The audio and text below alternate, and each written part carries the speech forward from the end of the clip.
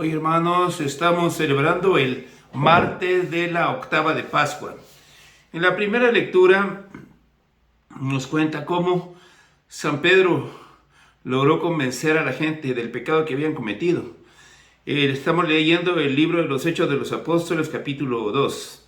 El día de Pentecostés dijo Pedro a los judíos: sepa todo Israel con absoluta certeza que Dios ha constituido Señor y Mesías al mismo Jesús a quien ustedes han crucificado. Estas palabras les llegaron al corazón.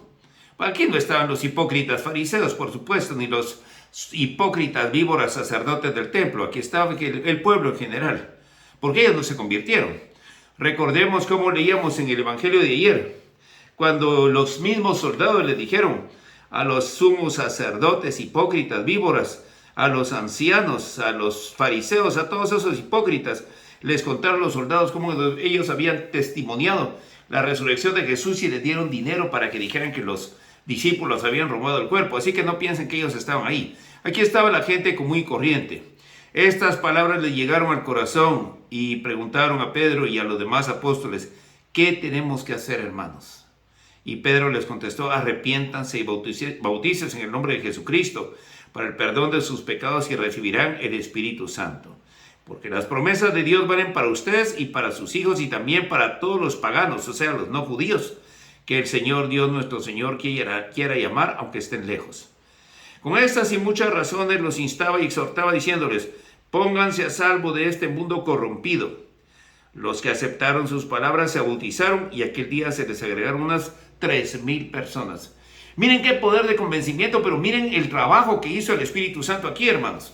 Porque San Pedro hace unos cuantos días, el Viernes Santo, estaba negando a Jesús. Y hoy sale a hablar delante de todos y logra hasta convencer a la gente. Es el Espíritu Santo, hermano, pues porque esto sucedió el día de Pentecostés. Y cuán importante es la pregunta que hacen las personas aquí: ¿qué tenemos que hacer, hermanos? Eso me acuerda cuando San Juan Bautista estaba bautizando en el río Jordán. Y 3 grupos de personas que son inteligentes. Estos sí son inteligentes, ¿ve? No como los que leíamos ayer. Los hipócritas somos sacerdotes del templo, que sabiendo por testigos presenciales que Jesús había resucitado, le dieron dinero para que dijeran que los discípulos se habían robado el cuerpo. No, estos sí son inteligentes. Y ellos se convirtieron, dice. Se convirtieron, los que se aceptaron sus palabras se bautizaron y aquel día se les agregaron unas 3,000 personas. Esta es gente inteligente. Me recuerda a otros 3 grupos de gente inteligente. Cuando San Juan Bautista, como les decía, estaba bautizando en el Jordán, en el río Jordán. Y 3 grupos de personas que sí son inteligentes se le acercaron. Un grupo de personas de los judíos que sí pensaban con la cabeza. De los publicanos, sí, los pecadores públicos, y de los soldados del templo, y haciendo la misma pregunta que hoy hacen: ¿qué tenemos que hacer?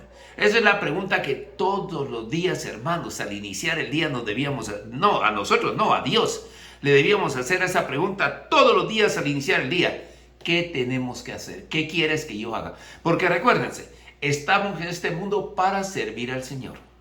Hay algunas oraciones que parece que algunos entienden como que Dios está para servirlos a ellos. No, nosotros estamos para servir al Señor. Hay oraciones y: Señor, vengo a que hagas esto y a que hagas esto y a que casi a darle órdenes a Dios. No, es que Dios no está para servirnos a nosotros. Nosotros estamos para servir a Dios. Y esta pregunta que es esta gente inteligente que hicieron también en el río Jordán, la debemos hacer nosotros todos los días. ¿Qué tenemos que hacer? Señor, ¿qué quieres que haga hoy? ¿Cuál es mi misión para hoy? ¿Cuál es el trabajo con el que te voy a agradar el día de hoy? Esa es la pregunta. ¿Qué debemos hacer? Ahora bien, hay alguna cosa que no debemos tomarla tan a la ligera. Los que aceptaron sus palabras se bautizaron y aquel día se les agregaron unas 3,000 personas. Algunos hermanitos, cuando están haciendo sus intentos de evangelizar, de formar grupos bíblicos, de formar grupos de oración, y ven que a San Pedro se le juntaron 3,000 personas y a su grupito, si mucho, llegan 2, tal vez 1, se decepcionan y dirán: ¿será que el Espíritu Santo no está conmigo? No es así, hermanos. En esta ocasión a San Pedro se le agregaron 3,000 personas. pero no piensen que siempre fue así. El día 12 de octubre hablaremos bastante de esto. Recordemos a Santiago Mayor, que la Virgen María le dijo que se le iba a aparecer en aquel lugar donde hiciera más conversos para su hijo Jesús, que ahí se le iba a aparecer. De plano otros 3,000, como ahora diríamos, no. ¿Saben cuántos? Se le apareció en Zaragoza, donde ahora está la Virgen del Pilar, donde está esa famosa iglesia de la Virgen del Pilar. Porque se le apareció, se quedó a dormir en una ruina, Santiago Mayor, y ahí se le apareció la Virgen en un pilar, en una columnita. Y entonces, porque ahí era donde había hecho más conversos para su hijo Jesús. Porque así le había dicho: donde logres hacer más conversos para mi hijo Jesús, ahí me verás. De plano diríamos otros 3,000, ¿verdad? Fíjense que no, hermanos. 7 personas. Entonces, no se me desanimen cuando ustedes hicieron su grupito de oración, su grupito de estudio bíblico, su grupito de rezo del rosario, su grupito para cantar, y a veces les llega 1 o 2 personas, dirán, ¿pero qué estoy haciendo mal? No, hermanos, no crean que porque esta vez se le juntaron 3,000 a San Pedro, así va a ser siempre. Con uno que logren acercar a Dios, pues ya lograron salvar un alma, hermano. Qué bueno si ya tenemos un número grande, ¿va? Pero no se desanimen pensando que siempre van a ser 3,000. A veces Dios nos quiere mandar poquita gente. También el evangelio de hoy se relaciona mucho con el Salmo. ¿Cuán importante es esta pregunta? Dice: el día de la resurrección, María Magdalena, ¿verdad?, se había quedado llorando junto al sepulcro de Jesús. Sin dejar de llorar, se asomó al sepulcro y vio 2 ángeles vestidos de blanco sentados en el lugar donde debía estar el cuerpo de Jesús, uno en la cabecera y el otro junto a los pies. Y los ángeles le preguntaron: ¿por qué estás llorando? Ella les contestó: porque se han llevado a mi Señor y no sé dónde lo habrán puesto. Miren, era tal el dolor que ella tenía que ni siquiera se sorprendió ni se alegró de ver a unos ángeles. Yo creo que cualquiera se hubiera alegrado. Era tan grande su dolor que ni se puso a pensar que era con ángeles con los que estaba hablando. Dicho esto, miró hacia atrás y vio a Jesús de pie, pero no sabía que era Jesús. Entonces se le dijo: mujer, ¿por qué estás llorando? ¿A quién buscas? Ella, creyendo que era el jardinero, le respondió: Señor, si tú te lo llevaste, dime dónde lo has puesto. Jesús le dijo: María. Ella se volvió y exclamó: Rabuní, que en hebreo significa maestro. Jesús le dijo: déjame ya, porque todavía no he subido al Padre. Ve a decir a mis hermanos: subo a mi Padre y a su Padre, y a mi Dios y a su Dios. Pero miren, la misma pregunta que le hacen los ángeles se la hace Jesús: ¿por qué lloras? Bueno, hay 2 clases de lágrimas. Las personas, y la única forma que debíamos llorar es llorar de alegría, ¿verdad? De la alegría de que Dios nos ama, que está con nosotros. Pero estas no eran lágrimas de alegría. Yo creo que algunos hemos experimentado esa emoción de que a veces estamos tan alegres, tan conmocionados positivamente, ¿verdad? Alegres, cuando de repente nos dan una buena noticia que hasta lloramos. No, aquí no son esas lágrimas, aquí son lágrimas de dolor, de tristeza. Tanto dolor y tanta tristeza que ni le importó que eran unos ángeles los que le estaban hablando. ¿Por qué lloras? Y le hace la misma pregunta a Jesús: ¿por qué lloras? Aquí hablamos de la lágrima de tristeza. Y esa pregunta la hacen ángeles, la hacen Jesús: ¿por qué lloras? O sea, ¿por qué estás triste? Y no debiéramos estar tristes por nada, porque nos dice el Salmo 32 de hoy, maravilloso: en el Señor está nuestra esperanza, pues Él es nuestra ayuda y nuestro amparo. Muéstrate bondadoso con nosotros, porque en ti, Señor, hemos confiado. Es un salmo de confianza. Miren lo que dice: cuida al Señor de aquellos que lo temen, y en su bondad confía.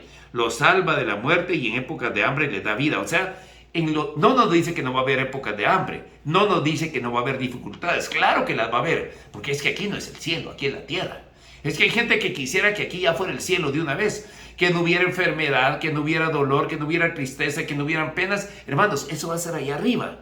Allá arriba las únicas lágrimas que se van a derramar son de alegría. No va a haber dolor, no va a haber enfermedad, no va a haber accidentes, no va a haber tristeza, no va a haber malas noticias, pero eso es allá, arriba. Ahí es donde queremos ir.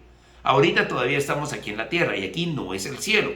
Aquí hay dolor, hay enfermedad, hay sufrimiento, hay tristeza, hay contratiempos, hay problemas económicos, hay problemas sociales, hay guerras. Ahorita estamos sufriendo eso. Entonces, hermanos, aquí no es el cielo todavía. Aquí hay que pasar por tribulaciones y sufrimientos, porque así debe ser. Entonces va a haber momentos de dificultad, va a haber momentos de tribulación, pero en esos momentos vamos a confiar en el Señor, dice. Cuida el Señor de aquellos que lo temen. Fíjense, de los que lo temen. Esto nos trae a la memoria uno de los 7 dones del Espíritu Santo, el santo temor de Dios. No temor de tener miedo, temor de ofenderlo. Cuida el Señor de aquellos que lo temen y en su bondad confía. Los salva de la muerte y en épocas de hambre les da vida. En el Señor está nuestra esperanza. Es un salmo de confianza. Entonces, yo creo que la respuesta que necesita María Magdalena está en el salmo. Confiar totalmente en el Señor, y en realidad tenía que confiar porque ya hasta había resucitado y ella todavía estaba llorando. Entonces tenemos que poner mucha confianza en el Señor. Así como le sucede hoy a María Magdalena, va a haber momentos de dolor, sí va a haber, porque aquí no es el cielo, aquí es la tierra. Pero en esos momentos volvamos a leer el Salmo 32. Y algo muy importante del Salmo 32. Él ama la justicia y el derecho. La justicia y el derecho.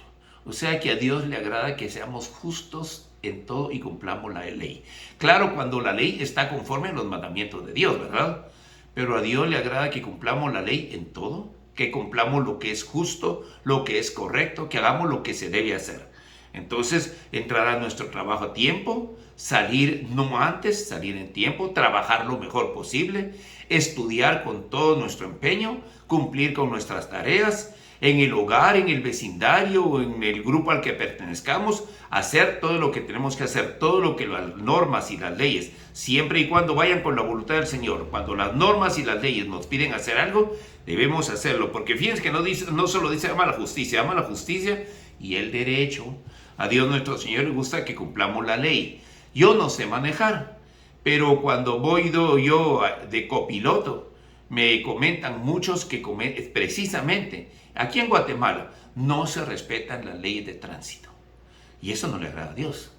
Porque respetar la ley de tránsito es respetar los derechos de los otros conductores. Entonces, a Dios ama la justicia y el derecho. Por eso no dice solo ama la justicia y el derecho. A Dios le gusta que cumplamos la ley. Claro, si la ley está en contra de la voluntad de Dios, ¿verdad? Por ejemplo, cuando existían en Estados Unidos, por allá por los años 60, leyes racistas. Eso no es del agrado de Dios. O por ejemplo, una ley que quieren hacer ahorita los judíos, que hay pena de muerte para un palestino que mate a un judío, pero no hay pena de muerte para un judío que mate a un palestino. Eso no es del agrado de Dios. La justicia y el derecho. Entonces, el derecho tiene que ir de acuerdo con la justicia. Y esa ley no la han pasado y espero que no la pasen porque eso es injusto. Entonces, hermanos, y también a Dios le gusta que cumplamos con la ley, que cumplamos con las normas, que cumplamos con lo que es correcto. Entonces, hermanos, pues hoy Dios nuestro Señor no quiere que estemos llorando. Sobre todo en esta época de Pascua quiere que estemos felices porque sabemos que nos espera algo grandioso. El capítulo 14, versículos 2 y 3 de San Juan. En la casa de mi Padre hay muchas mansiones. Voy a prepararles un lugar porque donde yo voy a estar, yo quiero que ustedes también estén. Esa es la resurrección. Y como parte de este largo tiempo de Pascua vamos a tener la ascensión, que es cuando se cumple esto, que Jesús va a prepararnos un lugar. Y nuevamente vemos algo de mucha importancia. Para aquellas feministas que dicen que la Biblia es machista, no leen o se hacen las que no leen o que no saben. Ayer vimos que Jesús manda a las santas mujeres a avisarle a los apóstoles que a él había resucitado. Y hoy manda a María Magdalena. O sea, le está dando importancia a la mujer. Pero aquí, aunque no diga su nombre, precisamente porque no dice su nombre, aquí tiene un papel principal, la mujer más importante, nuestra Madre, la Virgen María. Precisamente el que no sea mencionada en todo este relato de la resurrección dice mucho. Nadie pensaba que Jesús fuera a resucitar. Por ejemplo, en el Evangelio de ayer, leíamos que en el Evangelio de ayer que las mujeres se quedaron asustadas, sorprendidas, porque no esperaban encontrar a Jesús resucitado. También hoy, ni viendo ángeles, pensó María Magdalena que fuera a resucitar. Y recordemos también que no les creyeron, de primas a primeras no les creyeron. Nuestra Madre, la Virgen María, en ningún momento mostró interés en ir a embalsamar el cuerpo de su hijo. Se supone que es su hijo, ¿no? Le tenía que interesar que el cuerpo de su hijo quedara bien embalsamado. La primera en ir al sepulcro tenía que haber sido la Virgen María. No puso absolutamente ningún interés en ir. ¿Por qué? Y Jesús le manda avisar a sus apóstoles, ayer por medio de las santas mujeres, hoy por medio de María Magdalena, pero en ningún momento le dice, manden a avisar a mi mamá. Pero no se supone que es su mamá. ¿Por qué? Porque dudar de la palabra de Dios es un pecado y nuestra madre no conoce pecado. Seguro que solo una vez le dijo Jesús que iba a resucitar, suficiente. Mi hijo dijo que iba a resucitar, no se puso a pensar, a tratar de analizar, no, pero es que los muertos no resucitan, no, pero es que si mi hijo dijo que iba a resucitar, va a resucitar. Ella en ningún momento andaba interesada en andar viendo cadáveres porque sabía que su hijo iba a resucitar. Y Jesús no tenía necesidad de mandar y avisar algo que ella ya sabía. Nuestra madre en ningún momento dudó. Y fíjense que a los apóstoles les dijo 3 veces que iba a resucitar. Sí se lo dijo. Bueno, y 3 veces dice la Biblia, de repente se lo dijo más. A nuestra Santa Madre, la Virgen María, seguro que con una vez que se lo haya dicho fue suficiente. Si mi hijo dijo que iba a resucitar, va a resucitar. Y lo más seguro es que ella lo estaba esperando en la casa con un rico desayuno. Imagínense cómo cocinaría la Virgen María. Un desayuno perfecto. Lo estaba esperando con un rico desayuno, ni mostró sorpresa cuando entró. Mira, ya te tengo aquí ropa limpia, ya te tengo tu desayuno, ni sorpresa mostró, porque si su hijo le dijo que iba a resucitar, ella en ningún momento dudó. Entonces, pidámosle a nuestra Santa Madre, mujer ejemplo de fe, que nos ayude a no estar tristes, a tener confianza en las promesas de Dios nuestro Señor. Cuida el Señor de aquellos que lo temen, dice el Salmo de hoy, Salmo 37. En el Salmo 32, es que veo mal aquí, no me da bien la luz, no es 37, es 32. En el Señor está nuestra esperanza, pues Él es nuestra ayuda y nuestro amparo. Entonces, cuando el demonio nos venga a poner ideas de depresión, de tristeza, de angustia, restreguémosle por la cara al demonio, que nosotros no tenemos por qué dudar, porque sabemos que en el Señor está nuestra esperanza y Él es nuestra ayuda y nuestro amparo. Alabado sea Jesucristo y muy felices Pascuas de Resurrección.